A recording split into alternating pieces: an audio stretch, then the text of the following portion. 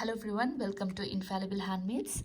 Today's video is an introduction video to our new upcoming playlist. Hope you can guess the name of our playlist by looking at this. Did you? Okay, our playlist name is Wire Wrapping Techniques. So in this playlist, we are going to add videos about all the basic stuffs that are needed to learn the wire wrapping art, and we are also going to upload videos on how to make your own wire wrapped jewelry. If you are a beginner or new to our channel, I highly recommend you to subscribe to our channel so that you can get updates whenever we post a new video. So this is going to be our first video. In this video, we are going to discuss about the raw materials needed to start the wire wrapping art, and we are also going to talk about basic tips and tricks and the basic stuffs. It's literally about all the basic stuffs to get started. This video also covers all the basic fundamental tools needed to start your work, and also basic embellishments needed for decorative purpose. So first things first, for our wire wrapping art, we need wires. So let me show my collection of wires so that you can get an idea of how the actual raw material looks like. Okay, so these are all my collections. Yeah, so all these wires that I'm using, both in gold tone and in silver tone, all these wires are copper wires because I make a jewelry. I make wire wrapped jewelry with copper wire. So that's why I'm having a lot of copper wire. And this is the wire that is made out of brass. Actually, we have wires in different materials and also in different thickness. So the materials, basically what I have seen is brass, aluminum, stainless steel, copper, and it is also available in 14K gold plated. But I usually use copper wire, but you can use any material of your choice as per your project.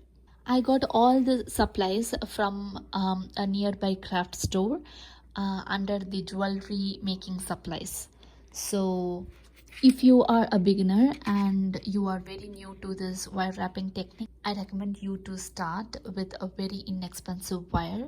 So once you are confident enough about how to make the designs and loops, you can go for expensive wire options. So for trial and error method and for learning purpose, it's better to go with the inexpensive stuffs because we make mistakes while learning, right? So choose the materials as per your choice. I have worked only with two materials. One is copper and another one is brass. In my experience, I feel comfortable working with copper. I somehow find the brass is a bit stiff on my hands. So if you have any suggestions of other materials, please let me know in the comment section below. We have just covered about the materials. Now let's talk about the thickness of the wire. The thickness of the wire is measured in gauge. So this is a 16 gauge wire. The lesser the number of gauge, the lesser the number, higher is the thickness. So this is 16 gauge and this is 20 gauge wire. This is this is 16 gauge wire. This is 18 gauge wire. This is 20 and this is 24. And this brass is 26 gauge wire, and the same this is also 24, and the same goes for our silver shade too. This is 20 gauge wire, this is 18 gauge wire, this is 20, and this is 20 So the most commonly used gauge of wire to get started is 18 gauge, 20 gauge and 24 gauge. These three thickness are just enough to get started. So the same goes with the silver tone too. I have this 18 gauge, 20 gauge and 24 gauge here. So our first tip is to get the most inexpensive wire from the shop so that you can practice and have a general idea about how this wire wrapping technique actually works. And our second tip is to get the wire in the thickness of 18 gauge, 20 gauge and 24 gauge to just get started. And one more important note is keep all these materials out of reach of children because the tips and edges are really sharp. So keep all the stuffs including the beads and the pliers and the cutters, everything out of reach of children. Now we have covered the basic materials and the thickness of the wire. So now let's move on to the tools used. I basically use only 4 tools. That is the cutter. The basic purpose of this cutter is to cut the wire. Okay, so we have this cutter. Then I have this flat nose pliers. This is just to hold the wires. See, like you literally hold, it's very comfortable to hold the wire like this. So to press the stuffs, everything. So we have this, and I have this round nose pliers just to make tiny loops. I use this also to hold the wire, like you make tiny loops with this. See, yeah, it's perfect for making tiny loops. And I have this, and this is also a round nose plier, but it has 6 sections in different sizes so that you can make different circles, loops of wires. So I only use these 4. So these 4 tools are just enough to get started.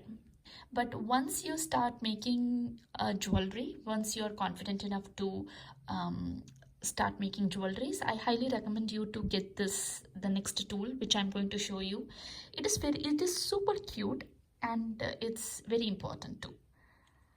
So this is the next tool. This is a 1LB anvil, and this is the hammer. What we will do is we will place a piece like this, and we gently tap it. Doing like this will give more strength to this piece. Okay, we'll discuss about this technique in detail in the upcoming videos. And last but not least, we have this wonderful collection of beads here. So again, if you are a beginner or new to bead art, I highly recommend you to get the most inexpensive beads, because semi-precious beads and gemstones look fantabulous with copper wire jewelries. But for trial purpose, I highly recommend you to get the basic acrylic or glass beads. If you are a beginner and you're learning this process for the very first time, I highly recommend you to get acrylic or some sort of plastic beads because they don't break. Even glass beads, when you pull the wire tightly, it will break. So yeah, so these are all the basic stuffs needed to get started. For the bead size, you can go with 4mm, 6mm, 8mm and 10mm. So these are the most commonly used bead size. One more important tip is to use gloves while working. I'm telling this because I just broke all my nails while working on this wire, and also while pulling the wire, it's very harsh on your hands. And also we are working on the raw materials like exactly like this, right? So if you wear moisturizer or any kind of hand cream, it is very difficult to work with the wires and stuffs. It also maintains the shine of the wire. So let me summarize this video. In this video, we have covered about the raw materials and the thickness of the wire that we commonly use, the tools used to make the basic stuffs, and also about the beads. I hope this video is helpful. If you like it, please give a thumbs up, share it with your friends, and subscribe to my channel, Infallible Handmaids. If you have any doubts or queries or suggestions about this video, please feel free to leave your comments in the comment section below.